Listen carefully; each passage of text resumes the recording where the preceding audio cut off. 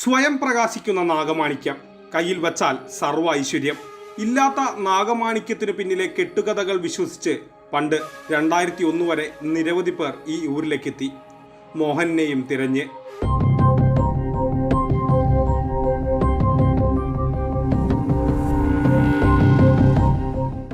അന്ന് അനീഷ് കുട്ടിയാണ്.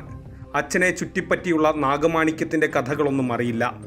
ഒരു ദിവസം വീടിനടുത്തു നിന്ന് മോഹനെ കുത്തി കൊലപ്പെടുത്തിയ നിലയിൽ കണ്ടെത്തി. അന്നത്തെ 4 വയസ്സുകാരന് ആ രാത്രി നടന്നത് എന്താണെന്ന് ഓർമ്മയില്ല. ആ പ്രായത്തിലൊന്നും അറിയില്ല. പിന്നെ ഈ ഇടയ്ക്ക് ഒരു പ്രാവശ്യം കോടതിയിൽ നിന്ന് മറ്റേ ഒരു നോട്ടീസ് അയച്ചിട്ടുണ്ടായിരുന്നു. പോയി നോക്കി ഞങ്ങൾ 3 പേരും, 2 ചേച്ചിമാരും ഞാനും. എന്നിട്ട് പോയി എല്ലാ മാണിക്യത്തിൻ്റെ ഇതിൻ്റെ ആ കൂടും ഇതൊക്കെ തരാമെന്ന് പറഞ്ഞു.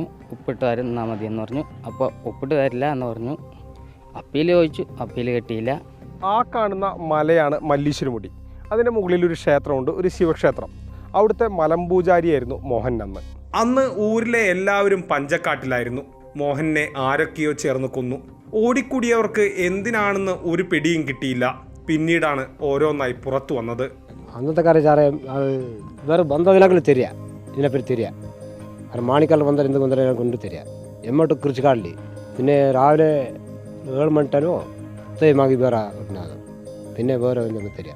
ഊരിൽ ആർക്കും അറിയാത്ത നാഗമാണിക്യം എന്ന കഥയുടെ കെട്ട് എങ്ങനെ മോഹനനിൽ എത്തി? ഇന്നും ഉത്തരം കിട്ടാത്ത ചോദ്യമാണ്. നാഗമാണിക്യം അന്വേഷിച്ച് പാണ്ടിക്കാട് നിന്നെത്തിയവർ മോഹനെ കൊന്നെന്നാണ് പോലീസ് പറയുന്നത്. കൊല ചെയ്തവർ നാഗമാണിക്യം തിരഞ്ഞപ്പോൾ കിട്ടിയത് വൈദ്യുതി ഉപയോഗിച്ച് പ്രകാശിക്കുന്ന ഒരു വിളക്ക്. മാതൃഭൂമി ന്യൂസ്, പാലക്കാട്.